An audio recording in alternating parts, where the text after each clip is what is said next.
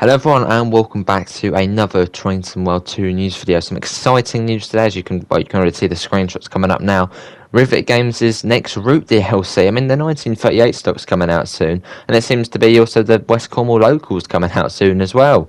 So get ready to step back into the 1990s as West Cornwall local, Penzance, St Austell and St Ives is coming to Train World 2. We catch up with Rivet Games to discuss what players can expect from this picturesque West Country route. And we got an interview. Hi, would you like to introduce yourself and tell us what your role is at Rivet Games? And Kaya says, hello, I'm Kaya and I am a route builder here at Rivet Games. I have worked for Rivet for just over a year now and previously worked on the Isle of Wight, Arosa line and the Cathcart Circle line. And this is Matt. Obviously not Matt Pedalston, another Matt. Hi, I'm Matt. I'm a vehicle artist for Rivet Games and I work on creating a lot of vehicles you play today, including the new Class 150-2 in West Cornwall local. And why did you pick this route for Train World? And Kaya says, we chose this route for its picturesque scenery and gameplay opportunities it offered. The route features gorgeous coastal views when you leave Penzance before you see dense fields, bustling towns and industrious areas further along the line towards St Austell. We also have the St Ives branch, which is a beautiful little town and very popular for tourists. What rolling stock can the player look forward to? And Matt says, West Cornwall Local is releasing with the Class 150-2, the Class 37-5 and two wagons.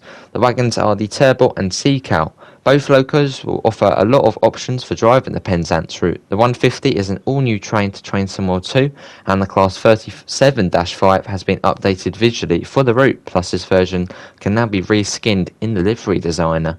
So I wonder if you'll be able to pick between the Tees Valley one and the 37-5. Maybe you'll be able to do it, I don't know. How did you start the build process for the BR Class 150? Matt says, we gathered a lot of reference, including drawings and photographs, of which some of these were actually provided to us by someone who drove the Class 150s. On top of this, we also used surveys which were taken from different periods, as this is a train we have been thinking of making for a while. The surveys would include seeing the train in the yard and at platforms where we could get some form of basic audio. So with all these references in hand, we would then start to model the vehicle, making sure we pay close attention to them. We also received some feedback from drivers when it came to how the 150 operated. It was very helpful in the building process.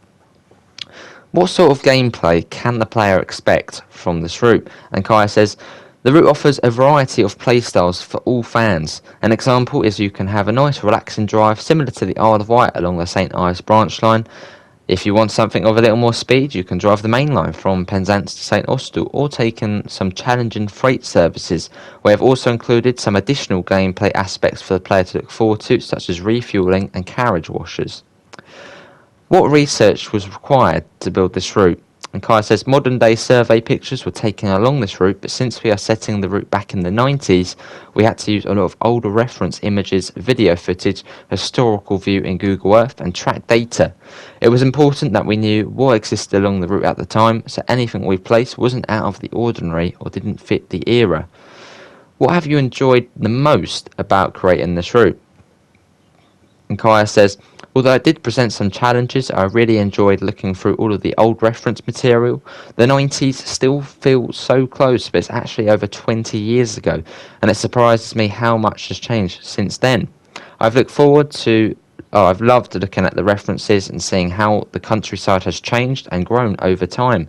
Stations becoming more modern, and generally just enjoyed putting this route together.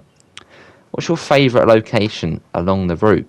Kaya says, that's a really tough question. The team has worked really hard in making every location look and feel authentic, but it was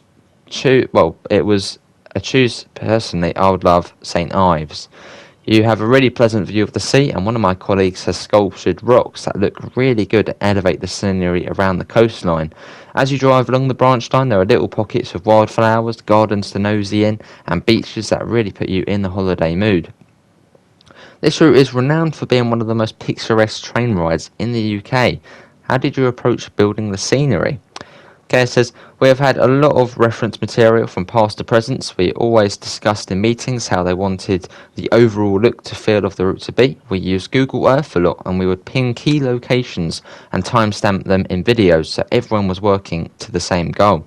We took care when making the locations along the route, and our artists have modelled iconic buildings such as signal huts, old engine sheds, and even catch a glimpse of St Michael's Mount along the Penzance shorefront. The artists also created 90s style assets for stations such as concrete lampposts and luggage trolleys.